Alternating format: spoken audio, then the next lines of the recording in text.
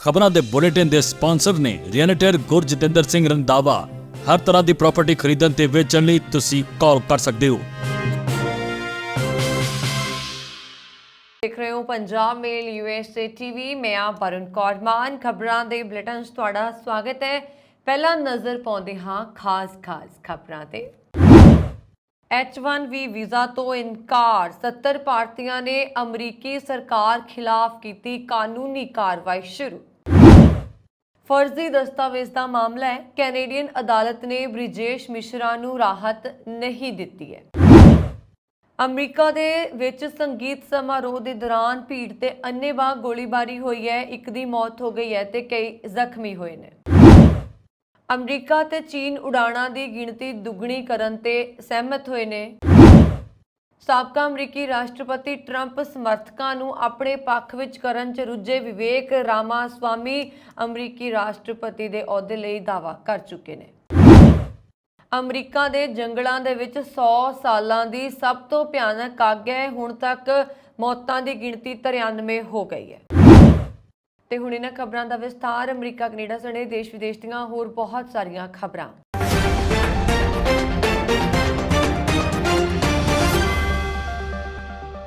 लगभग 70 ਭਾਰਤੀ नागरिकों ने अपने मालकों के द्वारा की गई धोखाधड़ी कारण उन्होंने H1B वीज़ा देने तो इनकार करने ते अमरीकी सरकार विरुद्ध मुकदमा दायर किया। ब्लूमबर्ग लॉ की एक रिपोर्ट दे विच जानकारी दी गई। वाशिंगटन राष्ट्र की संघी जिला अदालत विच दायर एक मुकदमे च इस हफ्ते कहा गया कि होमलैंड सिक्योरिटी विभाग ने भारतीय ग्रैजुएट्स नूं जायज़ कारोबारां विच नौकरी करन दे बावजूद H1B विशेषता किता वीज़ा देने तो इनकार कर दिता।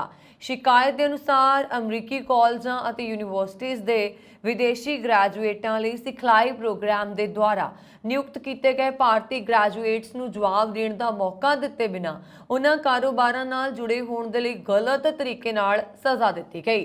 मुकदमे विच शामिल भारतीयां ने 4 IT स्टाफिंग कंपनियां एंडविल टेक्नोलॉजी, एसटेक technologies, LSC Integra technology, LSC अते वायर्सकॉल टेक्नोलॉजीज LSC ਲਈ ਕੰਮ ਕੀਤਾ। ਹਰੇਕ ਕੰਪਨੀ ਨੂੰ OPT ਵਿੱਚ ਹਿੱਸਾ ਲੈਣ ਦੇ ਲਈ ਮਨਜ਼ੂਰੀ ਦਿੱਤੀ ਗਈ ਸੀ ਅਤੇ E-ਵੈਰੀਫਾਈ ਰੁਜ਼ਗਾਰ ਤਸਦੀਕ ਪ੍ਰੋਗਰਾਮ ਦੇ ਦੁਆਰਾ ਪ੍ਰਮਾਣਿਤ ਕੀਤਾ ਗਿਆ ਸੀ। ਬਹੁਤ ਸਾਰੇ ਅੰਤਰਰਾਸ਼ਟਰੀ ਗ੍ਰੈਜੂਏਟ H1B ਵੀਜ਼ਾ ਜਾਂ होर लंबी म्याद की स्थिति नूं सुरक्षित करने की कोशिश करते हुए अमरीका विच करियर शुरू करने लई OPT प्रोग्राम हिस्सा लेंदे ने।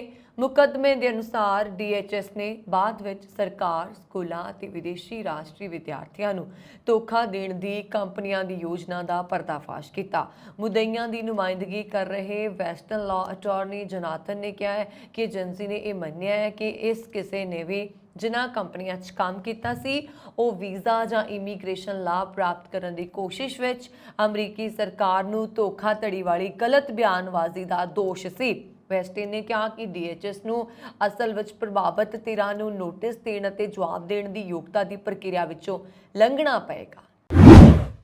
700 ਦੇ ਕਰੀਬ ਭਾਰਤੀ ਵਿਦਿਆਰਥੀਆਂ ਨੂੰ ਕਾਲਜ ਦੇ ਜਾਲੀ ਦਸਤਾਵੇਜ਼ ਤਿਆਰ ਕਰਕੇ ਸਟੱਡੀ ਵੀਜ਼ਾ ਤੇ ਕੈਨੇਡਾ ਭੇਜਣ ਵਾਲੇ ਧੋਖੇਬਾਜ਼ ਠੱਗ ਟਰੈਵਲ ਏਜੰਟ ਬ੍ਰਿਜੇਸ਼ ਮਿਸ਼ਰਾ ਜੋ ਕੈਨੇਡਾ ਦੀ ਜੇਲ੍ਹ ਵਿੱਚ ਨਜ਼ਰਬੰਦ ਹੈ ਉਸ ਨੂੰ ਬੀਤੇ ਦਿਨੀ ਵੈਨਕੂਵਰ ਦੀ ਸੂਬਾਈ ਅਦਾਲਤ ਵਿੱਚ ਪੇਸ਼ ਕੀਤਾ ਗਿਆ ਪਰ ਉਸ ਨੂੰ ਅਦਾਲਤ ਵੱਲੋਂ ਜ਼ਮਾਨਤ ਨਹੀਂ ਦਿੱਤੀ ਗਈ। कथित दोषी धोखेबाज एजेंट ब्रिजेश मिश्रा नूं 25 अगस्त नूं अगली अदालती तरीक तक जेल विच रहना पएगा। दसणयोग है कि कैनेडा विच नज़रबंद ब्रिजेश मिश्रा ने एजुकेशन एंड इमीग्रांट सर्विसेज नां दा दफ्तर जलंधर विच खोलिया होया सी। इस मामले नाल संबंधित विद्यार्थी 2018 ते 2019 विच कैनेडा आए सन अते इह फर्जी धोखाधड़ी दा स्कैंडल मार्च 2023 विच सामने आया जदों विद्यार्थियों ने स्थाई तौर पर निवास के लिए अर्जियां देने की कोशिश की सी तां विद्यार्थियों नूं पता लगा कि उन्होंने पत्तर जाली ने इस मामले नूं लैके विद्यार्थियों के सिर ते देश निकाले की तलवार भी लटकी हुई सी।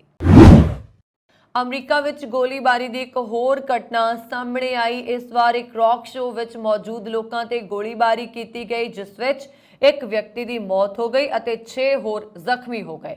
पुलिस नूं शक है कि मुलजम 2 व्यक्ति ने, हालांकि अजे तक इसकी ਪੁਸ਼ਟੀ ਨਹੀਂ ਹੋਈ ਹੈ। ਪੁਲਿਸ ਵੱਲੋਂ ਮੁਲਜ਼ਮ ਦੀ ਭਾਲ ਕੀਤੀ ਜਾ ਰਹੀ ਹੈ। ਘਟਨਾ ਅਮਰੀਕਾ ਦੇ ਮਿਆਨਾਪੋਲਿਸ ਦੀ ਹੈ, ਜਿੱਥੇ ਸ਼ੁੱਕਰਵਾਰ ਰਾਤ ਨੂੰ ਮਿਊਜ਼ਿਕ ਸ਼ੋਅ ਲਈ ਲੋਕਾਂ ਦੀ ਭੀੜ ਇਕੱਠੀ ਹੋਈ ਸੀ। ਇਸ ਦੌਰਾਨ ਲੋਕਾਂ ਦੀ ਭੀੜ ਤੇ ਗੋਲੀਬਾਰੀ ਕੀਤੀ ਗਈ। ਮੁੱਢਲੀ ਜਾਂਚ ਤੋਂ ਪਤਾ ਲੱਗਾ ਕਿ ਮੁਲਜ਼ਮ 2 ਨੇ ਅਤੇ ਗੋਲੀਬਾਰੀ ਕਰਨ ਤੋਂ ਬਾਅਦ ਪੈਦਲ ਹੀ ਮੌਕੇ ਤੋਂ ਫਰਾਰ ਹੋ ਗਏ। ਪੁਲਿਸ ਦਾ ਮੰਨਣਾ ਹੈ ਕਿ ਭੀੜ 'ਚ ਮੌਜੂਦਾ ਇੱਕ ਵਿਅਕਤੀ ਦੋਸ਼ੀ ਦਾ ਨਿਸ਼ਾਨਾ ਸੀ। ਮਿਆਨਾਪੋਲਿਸ ਦੇ ਪੁਲਿਸ ਮੁਖੀ ਨੇ ਇੱਕ ਪੱਤਰਕਾਰ ਸੰਮੇਲਨ ਦੇ ਦੌਰਾਨ ਇਹ ਜਾਣਕਾਰੀ ਦਿੱਤੀ ਹੈ। ਹਾਲਾਂਕਿ ਪੁਲਿਸ ਇਸ ਗੱਲ ਦੀ ਪੁਸ਼ਟੀ ਨਹੀਂ ਕਰ ਰਹੀ ਕਿ ਦੋਸ਼ੀ 2 ਹੀ ਸਨ। ਜਾਂਚ ਅਜੇ ਵੀ ਜਾਰੀ ਹੈ। ਘਟਨਾ ਦੀ ਸੂਚਨਾ ਮਿਲਦੇ ਹੀ ਪੁਲਿਸ ਮੌਕੇ ਤੇ ਪਹੁੰਚ ਗਈ ਤਾਂ ਉਹਨਾਂ ਨੇ ਦੇਖਿਆ ਕਿ ਗੋਲੀਆਂ ਲੱਗਣ ਕਾਰਨ ਕਈ ਲੋਕ ਜ਼ਖਮੀ ਹੋਏ ਨੇ। ਜ਼ਖਮੀਆਂ ਨੂੰ ਤੁਰੰਤ ਨਜ਼ਦੀਕੀ ਹਸਪਤਾਲ 'ਚ ਦਾਖਲ ਕਰਵਾਇਆ ਗਿਆ। ਇਸ ਦੇ ਨਾਲ ਹੀ ਕੁਝ ਲੋਕ ਖੁਦ ਵੀ ਹਸਪਤਾਲ ਪਹੁੰਚ ਗਏ। ਘਟਨਾ 'ਚ ਮਾਰੇ ਗਏ ਵਿਅਕਤੀ ਦੀ ਅਜੇ ਤੱਕ ਪਛਾਣ ਨਹੀਂ ਹੋ ਸਕੀ। ਜ਼ਖਮੀਆਂ 'ਚੋਂ ਇੱਕ ਦੀ ਹਾਲਤ ਗੰਭੀਰ ਬਣੀ ਹੋਈ ਹੈ। ਚੀਨ ਅਤੇ ਅਮਰੀਕਾ ਨੇ ਦੋਹਾਂ ਦੇਸ਼ਾਂ ਵਿਚਾਲੇ 에ਅਰ ਕੈਰੀਅਰ ਦੇ ਮੌਜੂਦਾ ਜਹਾਜ਼ਾਂ ਦੀ ਗਿਣਤੀ ਵਧਾਉਣ ਦਾ ਫੈਸਲਾ ਕੀਤਾ। ਮੰਨਿਆ ਜਾ ਰਿਹਾ ਕਿ ਇਹ ਸਮਝੌਤਾ ਕੋਵਿਡ-19 ਮਹਾਮਾਰੀ ਦੌਰਾਨ ਲਗਾਈ ਗਈ ਯਾਤਰਾ ਪਾਬੰਦੀਆਂ ਕਾਰਨ ਦੁਨੀਆ ਦੀਆਂ 2 ਸਭ ਤੋਂ ਵੱਡੀਆਂ ਅਰਥ ਵਿਵਸਥਾਵਾਂ ਵਿਚਕਾਰ ਪੈਦਾ ਹੋਏ ਡੈਡਲੌਕ ਨੂੰ ਘੱਟ ਕਰੇਗਾ। ਅਮਰੀਕਾ ਦੇ ਆਵਾਜਾਈ ਮੰਤਰਾਲਾ ਨੇ ਕਿਹਾ ਕਿ ਅਮਰੀਕਾ ਨੇ ਚੀਨ ਦੇ 4 ਯਾਤਰੀ ਜਹਾਜ਼ਾਂ ਨੂੰ ਦੁੱਗਣਾ ਕਰਨ ਦਾ ਫੈਸਲਾ ਕੀਤਾ ਹੈ। ਇਹ 4 ਜਹਾਜ਼ ਇਸ ਸਮੇਂ ਅਮਰੀਕਾ ਵਿੱਚ ਉਡਾਣ ਭਰ ਰਹੇ ਨੇ। ਇਹਨਾਂ ਦੀ ਗਿਣਤੀ ਵਧਾ ਕੇ 8 ਕਰਨ ਦਾ ਫੈਸਲਾ ਕੀਤਾ ਗਿਆ। ਇਸ ਦੇ ਨਾਲ ਹੀ ਚੀਨ ਨੇ ਵੀ ਆਪਣੇ ਇੱਥੇ ਉੱਡਣ ਵਾਲੀਆਂ ਅਮਰੀਕੀ ਉਡਾਣਾਂ ਨੂੰ ਦੁੱਗਣਾ ਕਰਨ ਨੂੰ ਵੀ ਮਨਜ਼ੂਰੀ ਦੇ ਦਿੱਤੀ ਹੈ। ਮੰਤਰਾਲਾ ਨੇ ਦੱਸਿਆ ਕਿ ਇਸੇ ਤਰ੍ਹਾਂ ਚੀਨ ਦੀ air China eastern airlines, China south airlines ਅਤੇ ਜ਼ਿਆਨਮੇਨ 에ਅਰਲਾਈਨਸ ਅਮਰੀਕਾ ਲਈ ਹਫ਼ਤੇ ਵਿੱਚ 4 ਦੀ ਬਜਾਏ 8 ਉਡਾਣਾਂ ਭਰ ਸਕਣਗੀਆਂ। ਕੋਰੋਨਾ ਵਾਇਰਸ ਤੋਂ ਬਾਅਦ ਅਮਰੀਕਾ ਨੇ ਚੀਨ ਦੇ ਲਈ ਸਵੈ ਇੱਛਤ ਉਡਾਣਾਂ ਤੇ ਪਾਬੰਦੀ ਲਗਾਈ। 31 ਜਨਵਰੀ ਨੂੰ ਰਾਸ਼ਟਰਪਤੀ ਡੋਨਾਲਡ ਟਰੰਪ ਨੇ ਲਗਭਗ ਸਾਰੇ ਗੈਰ ਅਮਰੀਕੀ ਨਾਗਰਿਕਾਂ ਲਈ ਚੀਨ ਤੋਂ ਅਮਰੀਕਾ ਦੀ ਯਾਤਰਾ ਤੇ ਪਾਬੰਦੀ ਲਗਾ ਦਿੱਤੀ। ਯੂਨਾਈਟਿਡ 에ਅਰਲਾਈਨਸ ਨੇ ਕਿਹਾ ਕਿ ਉਹ ਚੀਨ ਲਈ ਜਹਾਜ਼ ਦੀ ਗਿਣਤੀ 4 ਤੱਕ ਵਧਾਏਗੀ। 4 ਸਤੰਬਰ ਤੋਂ ਸੈਨ ਫਰਾਂਸਿਸਕੋ ਤੋਂ ਸ਼ੰਘਾਈ ਲਈ ਹਰ ਹਫ਼ਤੇ 4 ਹੋਰ ਉਡਾਣਾਂ ਸ਼ੁਰੂ ਹੋਣਗੀਆਂ, ਜਦੋਂ ਕਿ ਵਿਭਾਗ ਨੇ ਕਿਹਾ ਕਿ ਡੈਲਟਾ 에ਅਰਲਾਈਨ ਵੀ ਹਫ਼ਤੇ ਵਿੱਚ 2 ਵਾਰ ਤੇ ਹਫ਼ਤੇ 'ਚ 4 ਵਾਰ ਉਡਾਣਾਂ ਭਰਨ ਦੇ ਯੋਗ ਹੈ। ਅਮਰੀਕਾ ਨੂੰ ਉਮੀਦ ਹੈ ਕਿ ਚੀਨ ਦੁਬੱਲੇ ਹਵਾਬਾਜ਼ੀ ਸਮਝੌਤੇ ਦੇ ਤਹਿਤ ਅਮਰੀਕਾ ਉਡਾਣ ਅਧਿਕਾਰਾਂ ਨੂੰ ਬਹਾਲ ਕਰਨ ਲਈ ਸਹਿਮਤ ਹੋਏਗਾ। ਅਮਰੀਕਾ ਚੀਨ ਸਮਝੌਤੇ ਤਹਿਤ ਦੋਵੇਂ ਦੇਸ਼ਾਂ ਨੂੰ ਇੱਕ ਦੂਜੇ ਦੇ ਦੇਸ਼ ਵਿੱਚ ਹਰ ਹਫ਼ਤੇ 100 ਜਹਾਜ਼ ਉਡਾਉਣ ਦੀ ਆਗਿਆ ਹੈ। ਅਮਰੀਕਾ ਨੇ ਜੂਨ ਵਿੱਚ ਚੀਨੀ ਯਾਤਰੀ ਉਡਾਣਾਂ ਨੂੰ ਰੋਕਣ ਦੀ ਧਮਕੀ ਦਿੱਤੀ ਸੀ, ਕਿਉਂਕਿ ਬੀਜਿੰਗ ਅਮਰੀਕੀ 에ਅਰਲਾਈਨਸ ਦੀਆਂ ਉਡਾਣਾਂ ਨੂੰ ਤੁਰੰਤ ਬਹਾਲ ਕਰਨ ਦੇ ਹੱਕ ਵਿੱਚ ਨਹੀਂ ਸੀ। ਅਮਰੀਕਾ 'ਚ ਰਾਸ਼ਟਰਪਤੀ ਅਹੁਦੇ ਦੇ ਸੰਭਾਵਤ ਰਿਪਬਲਿਕਨ ਉਮੀਦਵਾਰ ਵਿਵੇਕ ਰਾਮਾਸਵਾਮੀ ਨੂੰ ਆਓਵਾ ਗ੍ਰਾਮੀਣ ਇਲਾਕੇ 'ਚ ਇੱਕ ਪ੍ਰੋਗਰਾਮ ਟਾਊਨ ਹਾਲ ਦੌਰਾਨ ਇੱਕ ਤਿੱਖੇ ਸਵਾਲ ਦਾ ਸਾਹਮਣਾ ਕਰਨਾ ਪੈ ਗਿਆ। ਉੱਥੇ ਮੌਜੂਦ ਲੋਕਾਂ 'ਚ ਸ਼ਾਮਲ ਇੱਕ ਔਰਤ ਵੱਲੋਂ ਪੁੱਛਿਆ ਗਿਆ ਇਹ ਸਵਾਲ ਸੰਭਾਵਤ ਤੌਰ ਤੇ ਉਹਨਾਂ ਲਈ ਸੁਝਾਅ ਸੀ। ਔਰਤਾਂ ਨੇ ਕਿਹਾ ਕਿ ਮੈਂ ਜਾਣਦੀ ਹਾਂ ਕਿ ਤੁਸੀਂ ਰਾਸ਼ਟਰਪਤੀ ਬਣਨਾ ਚਾਹੁੰਦੇ ਹੋ, ਪਰ ਕੀ ਤੁਸੀਂ ਟਰੰਪ ਦੇ ਉਪ ਰਾਸ਼ਟਰਪਤੀ ਬਣਨ ਤੇ ਵਿਚਾਰ ਕਰੋਗੇ?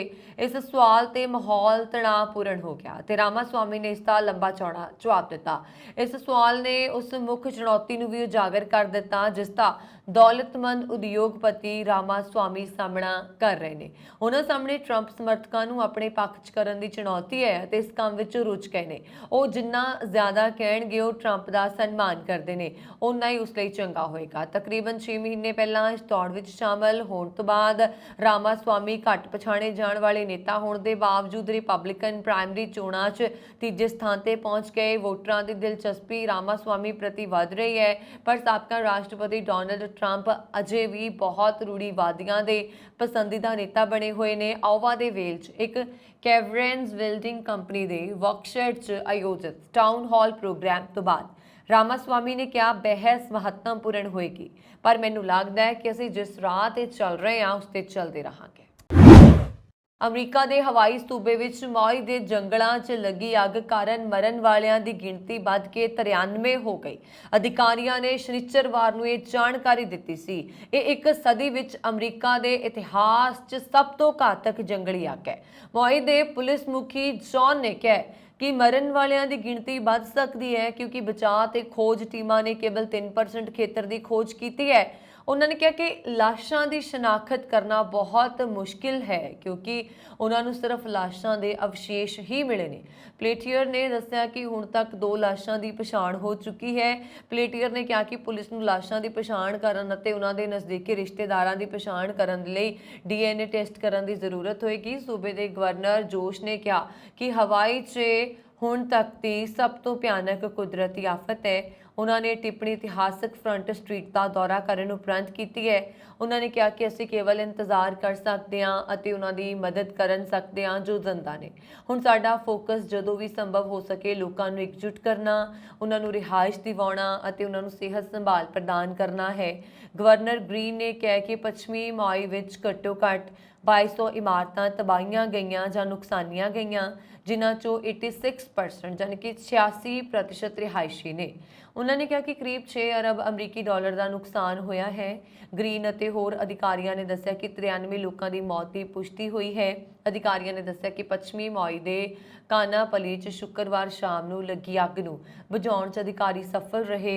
ਮਾਈ ਟਾਪੂ ਤੇ ਸਥਿਤ ਇਤਿਹਾਸਕ ਬੀਚ ਸ਼ਹਿਰ ਬੁੱਧਵਾਰ ਸਵੇਰੇ ਤੇਜ਼ੀ ਨਾਲ ਫੈਲ ਰਹੀ ਅੱਗ ਨਾਲ ਲਗਭਗ ਪੂਰੀ ਤਰ੍ਹਾਂ ਤਬਾਹ ਹੋ ਗਿਆ ਸੀ।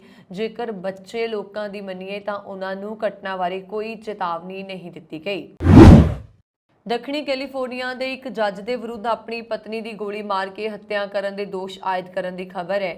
ਔਰੇਂਜ ਕਾਉਂਟੀ ਸੁਪੀਰੀਅਰ ਕੋਰਟ ਜੱਜ ਉੱਪਰ ਦੋਸ਼ ਲਾਏ ਗਏ ਨੇ ਕਿ ਉਹਨਾਂ ਨੇ ਆਪਣੀ ਪਤਨੀ ਸ਼ੈਰਾਇਲ ਦੀ ਤਕਰਾਰ ਤੋਂ ਬਾਅਦ ਅਨਾਹੀਮ ਹਿਲਜ਼ ਸਥਿਤ ਆਪਣੇ ਘਰ ਵਿੱਚ ਹੱਤਿਆ ਕਰ ਦਿੱਤੀ। ਇਹ ਘਟਨਾ ਇਸ ਮਹੀਨੇ ਦੇ ਸ਼ੁਰੂ ਵਿੱਚ ਵਾਪਰੀ ਸੀ। ਦਾਇਰ ਅਦਾਲਤੀ ਦਸਤਾਵੇਜ਼ਾਂ ਦੇ ਵਿੱਚ ਮੁੱਦਈ ਪੱਖ ਨੇ ਦਾਅਵਾ ਕੀਤਾ ਕਿ ਫਰਗੂਸਨ ਨੇ ਘਰ ਤੋਂ ਬਾਹਰ ਰਾਤ ਦਾ ਖਾਣਾ ਖਾਣ ਸਮੇਂ ਆਪਣੀ ਪਤਨੀ ਵੱਲ ਉਂਗਲ ਤਾਣ ਕੇ ਜਾਨੋਂ ਮਾਰਨ ਦੀ ਧਮਕੀ ਦਿੱਤੀ ਸੀ। ਜਦੋਂ ਦੋਨੋਂ ਘਰ ਵਾਪਸ ਆਏ ਤਾਂ ਪਤਨੀ ਸ਼ੈਰਾਇਲ ਨੇ ਆਪਣੇ ਪਤੀ ਨੂੰ ਕਿਹਾ ਕਿ ਹਿੰਮਤ ਹੈ ਤਾਂ ਮਾਰ ਗੋਲੀ, ਤੂੰ ਮੇਰੇ ਤੇ ਅਸਲ ਹਥਿਆਰ ਤਾਣ ਕੇ ਤਾਂ ਵੇਖ।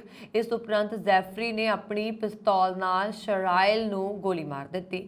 ਅਦਾਲਤੀ ਦਸਤਾਵੇਜ਼ਾਂ ਦੇ ਅਨੁਸਾਰ ਇਸ ਦੇ ਕੁਝ ਮਿੰਟ ਬਾਅਦ ਫਰਗੂਸਨ ਨੇ ਆਪਣੀ ਅਦਾਲਤ ਦੇ ਕਲਰਕ ਤੇ ਸ਼ੈਰਿਫ ਦਫ਼ਤਰ ਨੂੰ ਮੈਸੇਜ ਭੇਜਿਆ ਕਿ ਮੈਂ ਆਪਣੀ ਪਤਨੀ ਨੂੰ ਗੋਲੀ ਮਾਰ ਦਿੱਤੀ ਹੈ, ਮੈਂ ਕੱਲ ਅਦਾਲਤ ਵਿੱਚ ਨਹੀਂ ਬਲਕਿ ਪੁਲਿਸ ਹਿਰਾਸਤ ਵਿੱਚ ਹੋਵਾਂਗਾ, ਮੁਆਫ ਕਰ ਦੇਣਾ। ਔਰੇਂਜ ਕਾਉਂਟੀ ਡਿਸਟ੍ਰਿਕਟ ਅਟਾਰਨੀ ਦੇ ਦਫ਼ਤਰ ਦੇ ਅਨੁਸਾਰ ਫਰਗੂਸਨ ਦੇ ਬਾਲਗ ਪੱਤਰ ਵੱਲੋਂ 9/11/11 ਤੇ ਫੋਨ ਕਰਕੇ ਦੱਸਿਆ ਗਿਆ ਕਿ ਉਸ ਦੀ ਮਾਂ ਨੂੰ ਗੋਲੀ ਮਾਰ ਦਿੱਤੀ ਗਈ ਹੈ। ਇਸ ਉਪਰੰਤ ਅਨਾਹੀਮ ਪੁਲਿਸ ਵਿਭਾਗ ਨੇ ਫਰਗੂਸਨ ਨੂੰ ਗ੍ਰਿਫਤਾਰ ਕਰ ਲਿਆ। ਮੁੱਦਈ ਪੱਖ ਅਨੁਸਾਰ ਜੱਜ ਦੇ ਘਰੋਂ ਰਾਈਫਲਾਂ, ਸ਼ਾਟਗਨ ਤੇ ਹੈਂਡਗਨ ਸਮੇਤ 47 ਹਥਿਆਰ ਤੇ 26,000 ਕਾਰਤੂਸ ਬਰਾਮਦ ਹੋਏ ਨੇ। ਮੁੱਦਈ ਪੱਖ ਅਨੁਸਾਰ ਜਦੋਂ ਫਰਗੂਸਨ ਨੇ ਆਪਣੀ ਪਤਨੀ ਨੂੰ ਗੋਲੀ ਮਾਰੀ ਤਾਂ ਉਸਨੇ ਸ਼ਰਾਬ ਪੀਤੀ ਸੀ। ਇਸ ਦੌਰਾਨ ਉਸਦੇ ਵਕੀਲ ਪੌਲ ਮੇਅਰ ਦੇ ਜੌਨ ਨੇ ਕਿਹਾ ਕਿ ਇਸ ਸਮੁੱਚੇ ਫਰਗੂਸਨ ਪਰਿਵਾਰ ਨਾਲ ਵਾਪਰਿਆ ਦੁਖਾਂਤ ਹੈ। ਇਹ ਅਚਾਨਕ ਵਾਪਰੀ ਘਟਨਾ ਹੈ, ਇਸ ਤੋਂ ਬਾਅਦ ਕੁਝ ਨਹੀਂ। ਪੁਲਿਸ ਵੱਲੋਂ ਕੇਂਦਰੀ ਕੈਨਸਾਸ ਵਿੱਚ ਇੱਕ ਸਥਾਨਕ ਅਖਬਾਰ ਦੇ ਦਫ਼ਤਰ ਵਿੱਚ ਛਾਪਾ ਮਾਰਨ ਦੀ ਖਬਰ ਹੈ। ਪ੍ਰਾਪਤ ਜਾਣਕਾਰੀ ਦੇ ਅਨੁਸਾਰ ਅਖਬਾਰ ਅਦਾਰੇ ਦੇ ਕੰਪਿਊਟਰ ਤੇ ਮੁਲਾਜ਼ਮਾਂ ਦੇ ਨਿੱਜੀ ਸੈੱਲਫੋਨ ਜ਼ਬਤ ਕਰ ਲਏ ਗਏ ਨੇ। ਮੈਰੀਅਨ ਕਾਉਂਟੀ ਰਿਕਾਰਡ ਦੇ ਮਾਲਕ ਤੇ ਪ੍ਰਕਾਸ਼ਕ ਐਰਿਕ ਮੇਅਰ ਨੇ ਕਿਹਾ ਕਿ ਪੁਲਿਸ ਦੇ 2 ਸ਼ੈਰਿਫ ਡਿਪਟੀ ਉਹਨਾਂ ਕੋਲ ਮੌਜੂਦ ਹਰ ਚੀਜ਼ ਲੈ ਗਏ ਨੇ। ਮੇਅਰ, ਜਿਸ ਨੇ 20 ਸਾਲ ਮਿਲਵਾਕੀ ਰਸਾਲੇ ਵਿੱਚ ਕੰਮ ਕੀਤਾ ਹੈ ਤੇ ਯੂਨੀਵਰਸਿਟੀ ਆਫ ਇਲੀਨੋਇਸ ਵਿੱਚ ਪੱਤਰਕਾਰੀ ਬਾਰੇ ਪੜ੍ਹਾਇਆ ਹੈ, ਨੇ ਕਿਹਾ ਕਿ ਉਸਨੇ ਅੱਜ ਤੱਕ ਪੁਲਿਸ ਦੁਆਰਾ ਅਖਬਾਰੀ ਅਦਾਰੇ ਤੇ ਛਾਪਾ ਮਾਰਨ ਬਾਰੇ ਨਹੀਂ ਸੁਣਿਆ। ਪੁਲਿਸ ਦੀ ਇੱਕ ਕਾਰਵਾਈ ਨੂੰ ਮੀਡੀਆ ਹਲਕਿਆਂ ਨੇ ਸੰਘੀ ਨਿਯਮਾਂ ਦੀ ਉਲੰਘਣਾ ਕਰਾਰ ਦਿੱਤਾ। ਨਿਊਜ਼ ਸਾਈਟ ਕੈਨਸਾਸ ਰਿਫਲੈਕਟਰ ਵੱਲੋਂ ਪੋਸਟ ਕੀਤੇ ਸਰਚ ਵਾਰੰਟਾਂ ਉੱਪਰ ਮੈਰੀਅਨ ਕਾਉਂਟੀ ਡਿਸਟ੍ਰਿਕਟ ਕੋਰਟ ਜੱਜ ਲੌਰਾ ਵਿਆਰ ਦੇ ਦਸਤਖਤ ਨੇ। ਕੈਨਸਾਸ ਰਿਫਲੈਕਟਰ ਅਨੁਸਾਰ ਲੱਗਦਾ ਹੈ ਕਿ ਜੱਜ ਨੇ ਸੰਘੀ ਨਿਯਮਾਂ ਦੀ ਉਲੰਘਣਾ ਕੀਤੀ ਹੈ ਜੋ ਨਿਯਮ ਤਲਾਸ਼ੀ ਤੇ ਸਮੱਗਰੀ ਜ਼ਬਤ ਕਰਨ ਦੇ ਮਾਮਲੇ 'ਚ ਪੱਤਰਕਾਰਾਂ ਦੀ ਰਾਖੀ ਕਰਦੇ ਨੇ। ਸੀਨੀਅਰ ਭਾਰਤੀ ਅਮਰੀਕੀ ਸੰਸਦ ਮੈਂਬਰ ਰੌਕ ਖੰਨਾ ਨੇ ਬੰਬਈ 'ਚ ਅਮਿਤਾਭ ਬੱਚਨ ਦੇ ਨਾਲ ਮੁਲਾਕਾਤ ਕਰਕੇ ਇੱਕ ਟਿੱਪਣੀ ਕਰ ਦਿੱਤੀ ਹੈ। ਉਹ ਟਿੱਪਣੀ ਇਹ ਹੈ ਕਿ ਬਾਲੀਵੁੱਡ ਅਭਿਨੇਤਾ ਅਮਿਤਾਭ ਬੱਚਨ ਦੁਨੀਆ 'ਚ ਭਾਰਤ ਦੇ ਸਭ ਤੋਂ ਵੱਡੇ ਰਾਜਦੂਤ ਨੇ। ਖੰਨਾ ਕਾਂਗਰੈਸ਼ਨਲ ਇੰਡੀਆ ਕਾਕਸ ਦੇ ਸਹਿ ਪ੍ਰਧਾਨ ਨੇ ਅਤੇ ਅਮਰੀਕੀ ਸੰਸਦ ਮੈਂਬਰ ਮਾਈਕਲ ਵਾਟਸ ਦੇ ਨਾਲ ਭਾਰਤ ਦੇ ਵਿੱਚ ਇੱਕ ਵਫਦ ਦੀ ਅਗਵਾਈ ਕਰ ਰਹੇ ਨੇ। ਉਹਨਾਂ ਨੇ ਕਿਹਾ ਕਿ ਅਸੀਂ ਆਰਟੀਫਿਸ਼ੀਅਲ ਇੰਟੈਲੀਜੈਂਸ, ਭਾਰਤ ਦੀ ਤਰੱਕੀ, ਬੱਚਨ ਦੇ ਪਿਤਾ ਅਤੇ ਅਮਰੀਕਾ ਭਾਰਤ ਦੇ ਸੰਬੰਧਾਂ ਦੇ ਮਹੱਤਵ ਦੀ 1 ਘੰਟੇ ਤੱਕ ਚਰਚਾ ਕੀਤੀ। ਅਮਿਤਾਭ ਬੱਚਨ ਦੀ ਜ਼ਿੰਦਗੀ ਦੀ ਕਹਾਣੀ ਭਾਰਤ ਦੀ ਕਹਾਣੀ ਦੀ ਪ੍ਰਤੀਕ ਹੈ। ਖੰਨਾ ਨੇ ਕਿਹਾ ਕਿ ਮੈਂ ਸ਼੍ਰੀ ਬੱਚਨ ਨੂੰ ਕਿਹਾ ਕਿ ਉਹਨਾਂ ਨੂੰ ਮੁੜ ਅਮਰੀਕਾ ਦੌਰਾ ਕਰਨਾ ਚਾਹੀਦਾ ਹੈ। ਸੋਸ਼ਲ ਮੀਡੀਆ ਮੰਚ ਐਕਸ ਤੇ ਪੋਸਟ ਕੀਤੇ ਇੱਕ ਵੀਡੀਓ 'ਚ ਖੰਨਾ ਬੰਬਈ 'ਚ ਬੱਚਨ ਦੀ ਰਿਹਾਇਸ਼ ਤੇ ਉਹਨਾਂ ਨਾਲ ਮੁਲਾਕਾਤ ਕਰਦੇ ਨਜ਼ਰ ਆ ਰਹੇ ਨੇ। ਉਹਨਾਂ ਨੇ ਆਪਣੀ ਬੰਬਈ ਯਾਤਰਾ ਦੌਰਾਨ ਅਭਿਨੇਤਾ ਅਨੁਪਮ ਖੇਰ ਨਾਲ ਵੀ ਮੁਲਾਕਾਤ ਕੀਤੀ। ਅਮਰੀਕਾ ਦੇ ਹਵਾਈ ਦੇ ਜੰਗਲਾਂ 'ਚ ਲੱਗੀ ਅੱਗ ਨੂੰ ਭਿਆਨਕ ਤਬਾਹੀ ਦੱਸਿਆ ਜਾ ਰਿਹਾ। ਉਸਨੇ ਭਿਆਨਕ ਤਬਾਹੀ ਮਚਾਈ ਹੋਈ ਹੈ। ਅੱਗ ਕਾਰਨ ਹੁਣ ਤੱਕ 93 ਲੋਕਾਂ ਦੀ ਮੌਤ ਹੋ ਚੁੱਕੀ ਹੈ। ਭਾਰਤ ਤੋਂ ਲਿਜਾਇਆ ਗਿਆ 150 ਸਾਲ ਪੁਰਾਣਾ ਬੋੜ ਦਾ ਦਰਖਤ ਵੀ ਅੱਗ 'ਚ ਅੱਧਾ ਸੜ ਗਿਆ ਹੈ। ਦਰਖਤ ਦੇ ਸਾਰੇ ਪੱਤੇ ਤੇ ਟਹਿਣੀਆਂ ਅੱਗ 'ਚ ਝੁਲਸ ਕੇ ਸੁਆਹ ਹੋ ਗਈਆਂ ਨੇ। ਹਾਲਾਂਕਿ ਤਸਵੀਰਾਂ ਤੋਂ ਪਤਾ ਲੱਗਾ ਹੈ ਕਿ ਸੜਨ ਦੇ ਬਾਵਜੂਦ ਇਹ ਦਰਖਤ ਖੜਾ ਹੈ। ਇਹ ਦਰਖਤ ਮੋਈ ਦੇ ਲੋਹੀਨਾ ਸ਼ਹਿਰ 'ਚ ਹੈ। ਜਦੋਂ ਇਹ 8 ਫੁੱਟ ਦਾ ਬੂਟਾ ਸੀ ਉਦੋਂ ਲੋਹੀਨਾ 'ਚ ਪਹਿਲੇ ਅਮਰੀਕੀ ਪ੍ਰੋਟੈਸਟੈਂਟ ਮਿਸ਼ਨਰੀ ਦੀ 50ਵੀਂ ਵਰ੍ਹੇਗੰਢ ਮੌਕੇ ਇਸ ਨੂੰ ਲਗਾਇਆ ਗਿਆ ਸੀ। ਅਮਰੀਕਾ ਦੇ ਪੱਛਮੀ ਪੈਂਸਿਲਵੇਨੀਆ 'ਚ ਇੱਕ ਘਰ 'ਚ ਹੋਏ ਧਮਾਕੇ 'ਚ ਇੱਕ ਬੱਚੇ ਸਮੇਤ 5 ਲੋਕਾਂ ਦੀ ਮੌਤ ਹੋ ਗਈ। ਅਧਿਕਾਰੀਆਂ ਨੇ ਐਤਵਾਰ ਨੂੰ ਇਹ ਜਾਣਕਾਰੀ ਦਿੱਤੀ। ਧਮਾਕੇ ਦੀ ਘਟਨਾ 'ਚ 3 ਘਰ ਤਬਾਹ ਹੋ ਗਏ ਅਤੇ ਘੱਟੋ-ਘੱਟ 12 ਇਮਾਰਤਾਂ ਨੂੰ ਨੁਕਸਾਨ ਪਹੁੰਚਿਆ। ਅਧਿਕਾਰੀਆਂ ਨੇ ਦੱਸਿਆ ਕਿ ਸ਼ਨੀਵਾਰ ਸਵੇਰੇ ਕਰੀਬ 10:30 ਵਜੇ ਪੁਲਿਸ ਸ਼ਹਿਰ 'ਚ ਧਮਾਕਾ ਹੋਇਆ। ਉਹਨਾਂ ਨੇ ਦੱਸਿਆ ਕਿ ਮੌਕੇ ਤੇ ਇੱਕ ਬੱਚੇ ਅਤੇ 4 ਬਾਲਗਾਂ ਦੀਆਂ ਲਾਸ਼ਾਂ ਬਰਾਮਦ ਕੀਤੀਆਂ ਗਈਆਂ। ਅਲੇਗਿਨੀ ਕਾਉਂਟੀ 'ਚ ਫਾਇਰ ਅਤੇ ਐਮਰਜੈਂਸੀ ਸੇਵਾਵਾਂ ਦੇ ਡਿਪਟੀ ਡਾਇਰੈਕਟਰ ਸਟੀਵ ਨੇ ਕਿਹਾ ਕਿ ਹਸਪਤਾਲ ਲਿਜਾਏ ਗਏ 3 ਜ਼ਖਮੀਆਂ 'ਚੋਂ 2 ਨੂੰ ਛੁੱਟੀ ਦੇ ਦਿੱਤੀ ਗਈ ਹੈ, ਜਦੋਂ ਕਿ ਇੱਕ ਦੀ ਹਾਲਤ ਗੰਭੀਰ ਬਣੀ ਹੋਈ ਹੈ। ਕਾਉਂਟੀ ਦੇ ਬੁਲਾਰੇ ਐਮੀ ਨੇ ਕਿਹਾ ਕਿ ਐਮਰਜੈਂਸੀ ਅਮਲੇ ਨੇ ਦੱਸਿਆ ਕਿ ਇੱਕ ਘਰ ਵਿੱਚ ਧਮਾਕਾ ਹੋਣ ਅਤੇ 2 ਹੋਰ ਘਰਾਂ 'ਚ ਅੱਗ ਲੱਗਣ ਤੋਂ ਬਾਅਦ ਲੋਕ ਮਲਬੇ ਹੇਠਾਂ ਫਸ ਗਏ।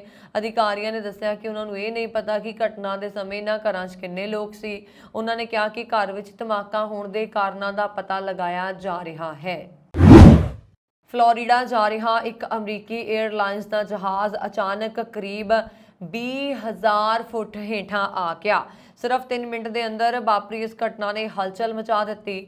ਇਹ ਘਟਨਾ ਉਦੋਂ ਵਾਪਰੀ ਜਦੋਂ ਅਮਰੀਕਨ 에ਅਰਲਾਈਨਸ ਦੀ ਫਲਾਈਟ 5916 ਉੱਤਰੀ ਕੈਰੋਲੀਨਾ ਦੇ ਸ਼ਾਰਲੋਟ ਤੋਂ ਗੈਂਸਵਿਲੇ ਫਲੋਰੀਡਾ ਜਾ ਰਹੀ ਸੀ। ਉਸ ਵੇਲੇ ਜਹਾਜ਼ ਵਿੱਚ ਮੌਜੂਦ ਯਾਤਰੀ ਵੀ ਇਸੇ ਘਟਨਾ ਤੋਂ ਹੈਰਾਨ ਰਹਿ ਗਏ। ਫਲੋਰੀਡਾ ਯੂਨੀਵਰਸਿਟੀ ਦੇ ਪ੍ਰੋਫੈਸਰ ਹੈਰਿਸਨ ਹੋਪ ਵੀ ਜਹਾਜ਼ ਵਿੱਚ ਸਵਾਰ ਸਨ। ਉਹਨਾਂ ਨੇ ਇਸ ਘਟਨਾ ਬਾਰੇ ਸੋਸ਼ਲ ਮੀਡੀਆ ਤੇ ਲਿਖਿਆ ਹੈ।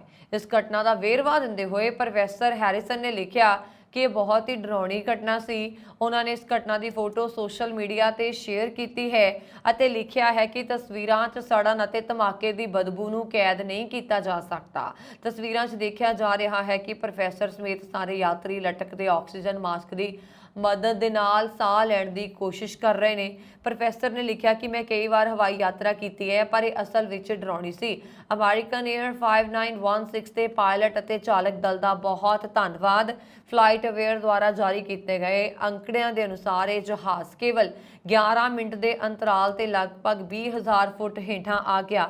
ਜਾਣਕਾਰੀ ਦੇ ਮੁਤਾਬਕ 43 ਮਿੰਟ ਦੇ ਸਫ਼ਰ ਤੋਂ ਬਾਅਦ ਜਹਾਜ਼ 18,600 ਫੁੱਟ ਦੀ ਉਚਾਈ ਤੇ ਆ ਗਿਆ। ਇੱਕ ਹੋਰ ਟਵੀਟ ਦੇ ਵਿੱਚ ਪ੍ਰੋਫੈਸਰ ਹੌਫ ਨੇ ਲਿਖਿਆ ਕਿ ਫਲਾਈਟ ਦੇ ਮੱਧ ਵਿੱਚ ਕੁਝ ਫੇਲ ਹੋ ਗਿਆ ਤੇ ਕੈਬਨ ਤੇ ਦਬਾਅ ਘਟ ਗਿਆ। ਉਹਨਾਂ ਨੇ ਕਿਹਾ ਕਿ ਸਾਡੀ ਉਚਾਈ ਨੂੰ ਤੁਰੰਤ ਘਟਾਉਣ ਦੇ ਲਈ ਕੁਇੰਗ ਫਲੈਪ ਬਾਹਰ ਆ ਗਏ ਤਾਂ ਜੋ ਜ਼ਿਆਦਾ ਆਕਸੀਜਨ ਹੋਏ। ਉਹਨਾਂ ਨੇ ਕਿਹਾ ਕਿ ਇਹ ਡਰਾਉਣਾ ਸੀ ਪਰ ਵਧੀਆ ਨਿਕਲਿਆ। ਅਮਰੀਕੀ 에ਅਰਲਾਈਨਸ ਨੇ ਫੌਕਸ ਨਿਊਜ਼ ਨੂੰ ਦਿੱਤੇ ਬਿਆਨ 'ਚ ਕਿਹਾ ਕਿ ਚਾਲਕ ਦਲ ਨੇ ਦਬਾਅ ਕਾਰਨ ਘੱਟ ਉਚਾਈ ਤੇ ਸੁਰੱਖਿਅਤ ਉਤਰਨ ਦਾ ਫੈਸਲਾ ਕੀਤਾ। ਇਸ ਦੇ ਅਨੁਸਾਰ ਪਿਡਮੌਟ 에ਅਰਲਾਈਨਸ ਦੇ ਦੁਆਰਾ ਸੰਚਾਲਿਤ ਅਮਰੀਕਨ ਈਗਲ ਫਲਾਈਟ 5916 ਸ਼ਾਰਲੋਟ ਤੋਂ ਗੈਂਸਵਿਲੇ ਫਲੋਰੀਡਾ ਵੀਰਵਾਰ 10 ਅਗਸਤ ਨੂੰ GNV ਵਿਖੇ ਸੁਰੱਖਿਅਤ ਉਤਰ ਗਈ। ਉਡਾਣ ਵਿੱਚ ਚਾਲਕ ਦਲ ਨੂੰ ਇੱਕ ਸੰਭਾਵੀ ਡਿਪਰੈਸ਼ਰਾਈਜ਼ੇਸ਼ਨ ਸਿਗਨਲ ਮਿਲਿਆ ਤੇ ਤੁਰੰਤ ਅਤੇ ਸੁਰੱਖਿਅਤ ਢੰਗ ਨਾਲ ਘੱਟ ਉਚਾਈ ਤੇ ਉਤਰ ਗਿਆ। ਇਨ੍ਹਾਂ ਗਰਮੀਆਂ ਵਿੱਚ ਫੰਡ ਰੇਜ਼ਿੰਗ ਇਵੈਂਟਸ ਦੌਰਾਨ ਕੰਜ਼ਰਵੇਟਿਵ ਆਗੂ ਪੀਅਰ ਇਹ ਦਾਅਵਾ ਕਰ ਰਹੇ ਨੇ ਕਿ ਵਰਲਡ ਇਕਨੋਮਿਕ ਫੋਰਮ ਖੁਦ ਮੁਖਤਿਆਰ ਸਰਕਾਰਾਂ ਉੱਤੇ ਆਪਣਾ ਏਜੰਡਾ ਮੜਨਾ ਚਾਹੁੰਦੀ ਹੈ। ਕੈਨੇਡਾ ਭਰ ਦੇ ਵਿੱਚ ਕੰਜ਼ਰਵੇਟਿਵ ਸਮਰਥਕਾਂ ਨੂੰ ਦਿੱਤੇ ਜਾ ਰਹੇ ਭਾਸ਼ਣ ਦੇ ਵਿੱਚ ਪੋਲੀਏਵਰ ਵੱਲੋਂ ਇਹ ਵਾਅਦਾ ਕੀਤਾ ਜਾ ਰਿਹਾ ਕਿ ਉਹਨਾਂ ਦਾ ਕੋਈ ਵੀ ਮੰਤਰੀ ਇਸ ਫੋਰਮ ਦੀ ਇੰਟਰਨੈਸ਼ਨਲ ਕਾਨਫਰੰਸ ਵਿੱਚ ਹਿੱਸਾ ਨਹੀਂ ਲਏਗਾ। ਖਾਸ ਤੌਰ ਉੱਤੇ ਡਾਵੋਸ ਸਵਿਟਜ਼ਰਲੈਂਡ ਵਿੱਚ ਹੋਣ ਵਾਲੀ ਸਾਲਾਨਾ ਮੀਟਿੰਗ ਵਿੱਚ ਉਹਨਾਂ ਦੀ ਪਾਰਟੀ ਵੱਲੋਂ ਕੋਈ ਸ਼ਾਮਲ ਨਹੀਂ ਹੋਏਗਾ। ਪਿੱਛੇ ਜਿਹੇ ਕੰਜ਼ਰਵੇਟਿਵ ਪਾਰਟੀ ਨੇ ਲੋਕਾਂ ਨੂੰ ਸਰਵੇਖਣ ਕਰਕੇ ਪ੍ਰਧਾਨ ਮੰਤਰੀ ਨੂੰ ਈਮੇਲਸ ਵੀ ਭੇਜੇ ਸੀਗੇ ਕਿ ਹੁਣ ਟਰੂਡੋ ਦੀਆਂ ਅੱਖਾਂ ਖੋਲਣ ਦਾ ਸਮਾਂ ਆ ਗਿਆ ਹੈ ਤੇ ਸਾਰਿਆਂ ਵੱਲੋਂ ਉਹਨਾਂ ਨੂੰ ਦੱਸਿਆ ਜਾਏਗਾ ਕਿ ਉਹ ਵਰਕਿੰਗ ਕੈਨੇਡੀਅਨਸ ਵੱਲ ਹਨ ਜਾਂ ਵਰਲਡ ਇਕਨੋਮਿਕ ਫੋਰਮ ਵੱਲ ਨੇ। ਇਸ ਮਾਮਲੇ ਤੇ ਪੋਲੀਏਵਰ ਨੇ ਇੰਟਰਵਿਊ ਦੇਣ ਤੋਂ ਇਨਕਾਰ ਕਰ ਦਿੱਤਾ। ਉਹਨਾਂ ਦੇ ਬੁਲਾਰੇ ਨੇ ਪੋਲੀਏਵਰ ਦੀ ਕਲਿੱਪ ਮੀਡੀਆ ਨੂੰ ਦਿਖਾਈ ਜਿਸ ਵਿੱਚ ਉਹ ਜੁਲਾਈ ਮਹੀਨੇ ਪੈਂਟਿਕਟ BC ਵਿੱਚ ਇੱਕ ਰੈਲੀ ਨੂੰ ਸੰਬੋਧਨ ਕਰ ਰਹੇ ਨੇ ਤੇ ਇਹ ਆਖ ਰਹੇ ਨੇ ਕਿ ਉਹ ਇਸ ਗੱਲ ਤੋਂ ਲੈ ਕੇ ਕਾਫੀ ਚਿੰਤਤ ਨੇ ਕਿ ਸਰਕਾਰ ਲੋਕਾਂ ਦੀ ਪ੍ਰਾਈਵੇਸੀ ਤੇ ਉਹਨਾਂ ਦੇ ਵਿੱਤੀ ਫੈਸਲਿਆਂ ਵਿੱਚ ਦਖਲ ਦੇ ਰਹੀ ਹੈ।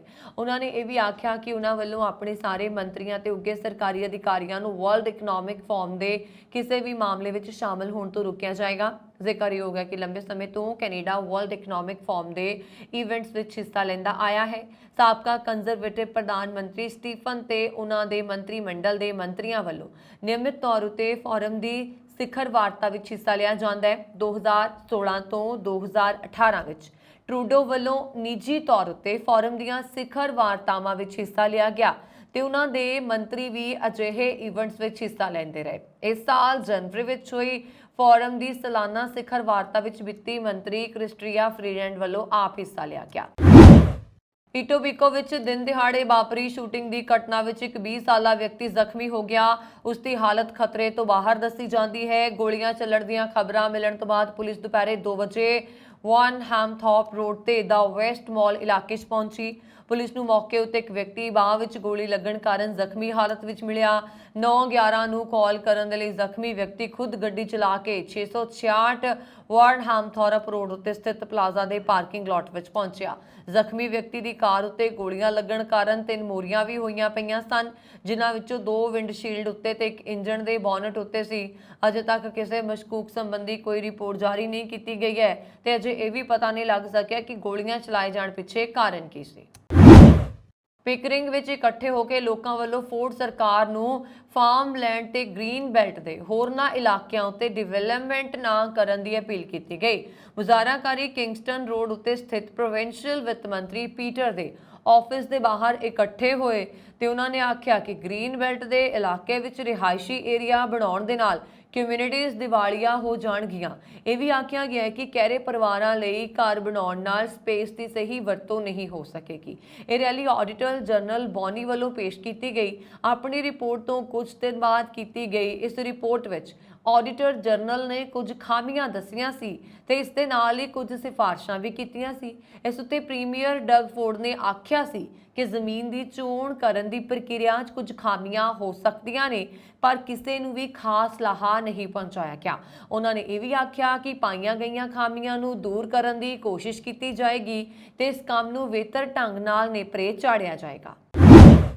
ਅਮਰੀਕੀ ਬਿਜ਼ਨਸ ਮੈਗਜ਼ੀਨ ਦੀ ਤਾਜ਼ਾ ਰਿਪੋਰਟ ਦੇ ਮੁਤਾਬਕ ਦੁਨੀਆ ਦੇ ਗਰੀਬ ਅਤੇ ਵਿਕਾਸਸ਼ੀਲ ਦੇਸ਼ਾਂ ਤੇ ਚੀਨ ਦੇ ਕਰਜ਼ੇ ਦਾ ਬੋਝ ਲਗਾਤਾਰ ਵੱਧਦਾ ਜਾ ਰਿਹਾ ਹੈ। ਨਤੀਜੇ ਵਜੋਂ ਅਰਬਾਂ ਡਾਲਰਾਂ ਦੇ ਕਰਜ਼ੇ ਦੇ ਬੋਝ ਹੇਠ ਦੱਬੇ ਉਹਨਾਂ ਦੀ ਆਰਥਿਕਤਾ ਤਬਾਹੀ ਦੇ ਕੰਢੇ ਪਹੁੰਚ ਗਈ ਹੈ। ਇੱਥੇ ਵਿਸ਼ਵ ਬੈਂਕ ਦਾ ਅੰਦਾਜ਼ਾ ਹੈ ਕਿ 40 ਤੋਂ ਵੱਧ ਦੇਸ਼ਾਂ ਦੇ GDP ਵਿੱਚ ਚੀਨ ਦੇ ਕਰਜ਼ੇ ਦੀ ਮਾਤਰਾ 20% ਜਾਂ ਇਸ ਤੋਂ ਵੱਧ ਹੋ ਗਈ ਹੈ। ਵਿਸ਼ਵ ਬੈਂਕ ਦੇ ਪ੍ਰਧਾਨ ਡੇਵਿਡ ਦਾ ਕਹਿਣਾ ਹੈ ਕਿ ਕਰਜ਼ੇ ਦਾ ਇਹ ਪੱਧਰ ਇੰਨਾ ਉੱਚਾ ਹੋ ਗਿਆ ਹੈ ਕਿ ਕਈ ਦੇਸ਼ ਇਸ ਨੂੰ ਚੁਕਾਉਣ ਦੀ ਸਥਿਤੀ ਵਿੱਚ ਨਹੀਂ ਹਨ। ਅਜਿਹੇ ਜੋ ਇਸ ਜਾਲ 'ਚ ਫਸਦੇ ਜਾ ਰਹੇ ਨੇ ਜਿਸ ਨੂੰ ਚੀਨ ਦੀ ਡੇਟ ਟ੍ਰੈਪ ਡਿਪਲੋਮੇਸੀ ਕਿਹਾ ਜਾਂਦਾ ਹੈ। ਜੇਕਰ ਕਰਜ਼ਾ ਵਾਪਸ ਨਹੀਂ ਕੀਤਾ ਜਾਂਦਾ ਹੈ ਤਾਂ ਚੀਨ ਉਹਨਾਂ ਪ੍ਰੋਜੈਕਟਾਂ ਵਿੱਚ ਇਕੁਇਟੀ ਖਰੀਦਦਾ ਹੈ ਜਾਂ ਉਹਨਾਂ ਨੂੰ ਲੀਜ਼ ਤੇ ਰੱਖਦਾ ਹੈ ਜਿਸ ਲਈ ਉਸਨੇ ਕਰਜ਼ਾ ਦਿੱਤਾ ਹੈ। ਅਮਰੀਕਾ ਸਥਿਤ ਖੋਜ ਸੰਸਥਾ ਡਾਟਾ ਮੁਤਾਬਕ ਚੀਨ ਨੇ ਦੁਨੀਆ ਦੇ 165 ਦੇਸ਼ਾਂ ਦੇ ਵਿੱਚ 13,427 ਪ੍ਰੋਜੈਕਟਾਂ 'ਚ 843 ਅਰਬ ਡਾਲਰ ਦਾ ਨਿਵੇਸ਼ ਕੀਤਾ ਹੈ, ਜੋ ਕਿ ਇੱਕ ਤਰ੍ਹਾਂ ਦਾ ਕਰਜ਼ਾ ਹੈ। ਸ਼ਿਕਾਗੋ ਵਿੱਚ 14 ਤੋਂ 18 ਅਗਸਤ ਤੱਕ ਵਿਸ਼ਵ ਧਰਮ ਸੰਸਦ ਦਾ ਆਯੋਜਨ ਹੋਣ ਜਾ ਰਿਹਾ ਹੈ। ਇਸ ਦੌਰਾਨ ਦੁਨੀਆ ਦੇ 80 ਦੇਸ਼ਾਂ ਦੇ 10,000 ਧਾਰਮਿਕ ਪ੍ਰਤੀਨਿਧਾਂ ਦੇ ਹਿੱਸਾ ਲੈਣ ਦੀ ਉਮੀਦ ਹੈ। ਧਾਰਮਿਕ ਆਗੂ ਮਿਲ ਕੇ ਰੂਸ ਯੂਕਰੇਨ ਯੁੱਧ ਵਰਗੀਆਂ ਸੰਸਾਰਕ ਸਮੱਸਿਆਵਾਂ ਦਾ ਹੱਲ ਲੱਭਣਗੇ। ਜੈਨ ਭਾਈਚਾਰੇ ਦੇ ਉੱਗੇ ਧਾਰਮਿਕ ਆਗੂ ਆਚਾਰੀਆ ਲੋਕੇਸ਼ ਮਨੀ ਨੇ ਕਿਹਾ ਹੈ ਕਿ ਵਿਸ਼ਵ ਦੇ ਪ੍ਰਮੁੱਖ ਧਰਮਾਂ ਅਤੇ ਆਸਥਾਵਾਂ ਦੇ ਆਗੂ ਯੂਕਰੇਨ ਯੁੱਧ ਵਰਗੀਆਂ ਮਨੁੱਖਤਾ ਨੂੰ ਦਰਪੇਸ਼ ਵੱਡੀਆਂ ਚੁਣੌਤੀਆਂ ਨੂੰ ਹੱਲ ਕਰਨ ਅਤੇ ਸਥਾਈ ਸ਼ਾਂਤੀ ਸਥਾਪਿਤ ਕਰਨ ਦੇ ਲਈ ਅਹਿਮ ਭੂਮਿਕਾ ਨਿਭਾ ਸਕਦੇ ਹਨ। ਉਹ ਸ਼ਿਕਾਗੋ ਵਿੱਚ ਹੋਣ ਵਾਲੀ 2023 ਵਿਸ਼ਵ ਧਰਮ ਸੰਸਦ ਵਿੱਚ ਹਿੱਸਾ ਲੈਣ ਦੇ ਲਈ ਸ਼ਿਕਾਗੋ ਵੀ ਪਹੁੰਚ ਚੁੱਕੇ ਨੇ। 5 ਦਿਨਾਂ ਤੱਕ ਚੱਲਣ ਵਾਲੇ ਇਸ ਸਮਾਗਮ ਦੇ ਵਿੱਚ 80 ਦੇਸ਼ਾਂ ਦੇ ਕਰੀਬ 10,000 ਡੈਲੀਗੇਟ ਹਿੱਸਾ ਲੈਣਗੇ। ਲੋਕੇਸ਼ ਮੁਨੀ ਦੁਨੀਆ ਦੇ ਉਹਨਾਂ ਕੁਝ ਧਾਰਮਿਕ ਨੇਤਾਵਾਂ ਵਿੱਚੋਂ ਇੱਕ ਨੇ ਜਿਨ੍ਹਾਂ ਨੂੰ ਪਲੈਨਰੀ ਸੈਸ਼ਨ ਵਿੱਚ ਬੋਲਣ ਦੇ ਲਈ ਸੱਦਾ ਦਿੱਤਾ ਗਿਆ ਹੈ। ਆਚਾਰੀਆ ਮੁਨੀ ਨੇ ਕਿਹਾ ਕਿ ਹੁਣ ਸਮਾਂ ਆ ਗਿਆ ਹੈ ਕਿ ਵਿਸ਼ਵ ਨੇਤਾ ਇੱਕ ਸ਼ਾਂਤੀਪੂਰਨ ਅਤੇ ਖੁਸ਼ਹਾਲ ਸਮਾਜ ਲਈ ਇੱਕ ਰੋਡ ਮੈਪ ਤਿਆਰ ਕਰਨ। ਉਹਨਾਂ ਨੇ ਕਿਹਾ ਕਿ ਵਿਸ਼ਵ ਦੇ ਪ੍ਰਮੁੱਖ ਧਰਮ ਅਤੇ ਆਸਥਾਵਾਂ ਦੇ ਨੇਤਾ ਮਨੁੱਖਤਾ ਦੇ ਸਾਹਮਣੇ ਪ੍ਰਮੁੱਖ ਚੁਣੌਤੀਆਂ ਦੇ ਹੱਲ ਲਈ ਅਜਿਹੇ ਸਮੇਂ ਵਿੱਚ ਸਥਾਈ ਸ਼ਾਂਤੀ ਲਿਆਉਣ ਦੇ ਲਈ ਮਹੱਤਵਪੂਰਨ ਭੂਮਿਕਾ ਨਿਭਾ ਸਕਦੇ ਨੇ। ਚੀਨ ਦੇ ਸ਼ਾਨਕਸੀ ਸੂਬੇ ਦੇ ਪਹਾੜੀ ਖੇਤਰ ਵਿੱਚ ਸ਼ੁੱਕਰਵਾਰ ਸ਼ਾਮ ਨੂੰ ਭਾਰੀ ਮੀਂਹ, ਹੜ੍ਹ ਅਤੇ ਜ਼ਮੀਨ ਖਿਸਕਣ ਕਾਰਨ ਘੱਟੋ-ਘੱਟ 21 ਲੋਕਾਂ ਦੀ ਮੌਤ ਹੋ ਗਈ ਹੈ ਅਤੇ 6 ਹੋਰ ਲਾਪਤਾ ਨੇ। ਗਲੋਬਲ ਟਾਈਮਜ਼ ਨੇ ਦੱਸਿਆ ਕਿ ਸ਼ੁੱਕਰਵਾਰ ਸ਼ਾਮ ਕਰੀਬ 6 ਵਜੇ ਜ਼ਿਆਨ ਜ਼ਿਲ੍ਹੇ ਦੇ ਚਾਂਗਾਨ ਵਿੱਚ ਭਾਰੀ ਮੀਂਹ, ਪਹਾੜੀ ਹੜ੍ਹ ਅਤੇ ਜ਼ਮੀਨ ਖਿਸਕਣ ਦੇ ਨਾਲ ਇੱਕ ਪਿੰਡ ਪ੍ਰਭਾਵਿਤ ਹੋਇਆ। ਗਲੋਬਲ ਟਾਈਮਜ਼ ਦੀ ਰਿਪੋਰਟ ਦੇ ਅਨੁਸਾਰ ਤਬਾਹੀ ਕਾਰਨ ਨੈਸ਼ਨਲ ਹਾਈਵੇ 210 ਤੇ 2 ਮਕਾਨ ਅਤੇ 21 ਸੜਕਾਂ ਨੂੰ ਨੁਕਸਾਨ ਪਹੁੰਚਿਆ ਹੈ। ਇਸ ਤੋਂ ਇਲਾਵਾ ਆਫਤ ਨੇ ਬਿਜਲੀ ਸਪਲਾਈ ਦੇ 3 ਬੁਨਿਆਦੀ ਢਾਂਚੇ ਨੂੰ ਨੁਕਸਾਨ ਪਹੁੰਚਾਇਆ ਤੇ 900 ਘਰਾਂ ਨੂੰ ਬਿਜਲੀ ਤੋਂ ਬਿਨਾਂ ਛੱਡ ਦਿੱਤਾ। ਗਲੋਬਲ ਟਾਈਮਜ਼ ਨੇ ਸ਼ਿਆਨ ਬਿਊਰੋ ਆਫ ਐਮਰਜੈਂਸੀ ਪ੍ਰਬੰਧਨ ਦਾ ਹਵਾਲਾ ਦਿੰਦੇ ਹੋਏ ਰਿਪੋਰਟ ਕੀਤੀ। ਸ਼ਿਆਨ ਸ਼ਹਿਰ ਨੇ ਤੁਰੰਤ ਇੱਕ ਔਨ ਸਾਈਟ ਕਮਾਂਡ ਸੈਂਟਰ ਸਥਾਪਿਤ ਕੀਤਾ ਤੇ ਖੋਜ, ਬਚਾਅ ਤੇ ਆਫਤ ਰਾਹਤ ਕਾਰਜਾਂ ਨੂੰ ਅੰਜਾਮ ਦੇਣ ਲਈ 14 ਬਚਾਅ ਟੀਮਾਂ ਨੂੰ ਤਾਇਨਾਤ ਕੀਤਾ, ਜਿਸ ਵਿੱਚ ਅੱਗ ਅਤੇ ਪੁਲਿਸ ਵਿਭਾਗ ਦੇ 980 ਤੋਂ ਵੱਧ ਕਰਮਚਾਰੀ ਸ਼ਾਮਲ ਨੇ। ਇੱਥੇ ਜ਼ਿਕਰਯੋਗ ਹੈ ਕਿ ਚੀਨ ਦੇ ਵਿੱਚ ਹੜ੍ਹਾਂ ਕਾਰਨ ਹਾਲਾਤ ਲਗਾਤਾਰ ਖਰਾਬ ਹੋ ਰਹੇ ਸਨ ਔਰ ਲਗਾਤਾਰ ਮੀਂਹ ਨੇ ਕਈ ਲੋਕਾਂ ਦੀਆਂ ਜਾਨਾਂ ਵੀ ਲਈਆਂ ਨੇ। ਹੜ੍ਹਾਂ ਨੇ ਕਾਫੀ ਨੁਕਸਾਨ ਹੈ ਜਿਹੜਾ ਪਹੁੰਚਾਇਆ ਹੋਇਆ ਹੈ। ਇਹ ਸਨ ਹੁਣ ਤੱਕ ਦੀਆਂ ਖਬਰਾਂ। ਮੈਨੂੰ ਵਰੁਣ ਕੌਰ ਮਾਨ ਨੂੰ ਦਿਓ ਆਗਿਆ। ਹੋਰ ਖਬਰਾਂ ਦੇ ਲਈ ਸਾਡਾ YouTube ਚੈਨਲ ਪੰਜਾਬ ਮੇਲ USA TV ਜ਼ਰੂਰ ਸਬਸਕ੍ਰਾਈਬ ਕਰੋ। ਸ਼ੁਕਰੀਆ। ਸਤਿ ਸ਼੍ਰੀ ਅਕਾਲ।